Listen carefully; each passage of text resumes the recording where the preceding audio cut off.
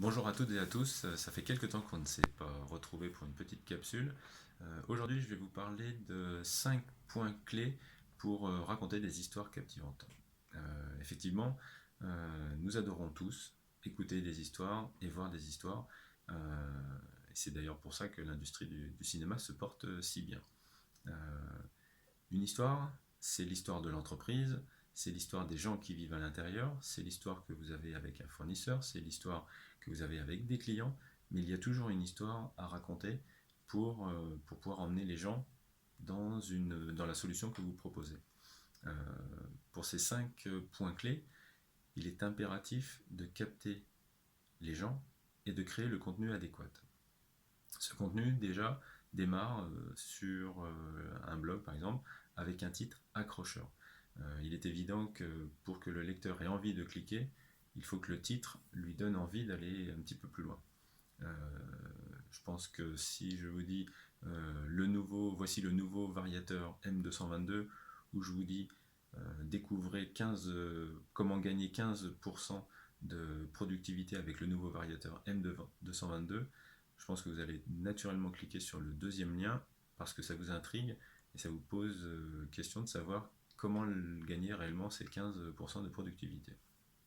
Une fois ce clic fait, à ce moment-là, vous arrivez sur du contenu, et là, le contenu doit être pertinent. Euh, vous devez apporter obligatoirement de la valeur ajoutée. Tout se trouve actuellement sur le web, donc c'est bien vous, votre entreprise, qui devez apporter quelque chose. Et cette valeur ajoutée, eh bien, elle se fait par des opinions que vous apportez, un angle bien particulier, vous expliquez des nouveautés, vous présentez des réalisations menées particulièrement réussies avec des clients. Et c'est toute cette manière de présenter qui va faire que d'un seul coup, le contenu devient pertinent et intéressant d'être lu. Euh, vous devez obligatoirement écrire pour le lecteur. Ça, je le dis assez souvent. Quand je parle de marketing empathique, ça va obligatoirement avec du contenu qui lui aussi parle au lecteur.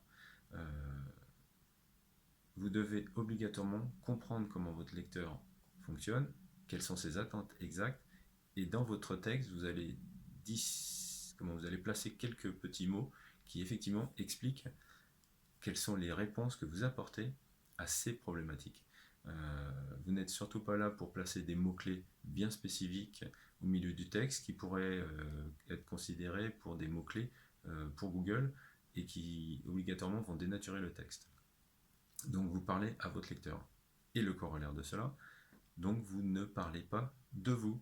On sait que vous êtes les meilleurs, on sait que vos produits font les meilleures choses du monde, mais en aucun cas, il faut avoir cette manière de présenter. Vous devez obligatoirement, enfin pas obligatoirement, c'est un véritable conseil, distiller de l'information au client pour que ce soit lui qui fasse le lien entre les réponses que vous apportez et que c'est donc vous qui avez la réponse en proposant vos produits, mais en aucun cas vous ne devez l'expliquer tel quel.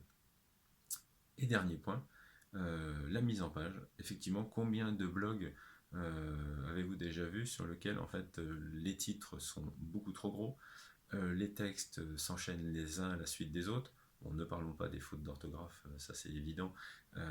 Et c'est là que, par exemple, moi j'utilise toujours une relectrice quand j'ai le temps, parce qu'un œil externe c'est toujours mieux. Euh, la présentation doit être propre et aérée. À partir de là, vous avez les 5 points clés qui vous permettent d'avoir du contenu régulier.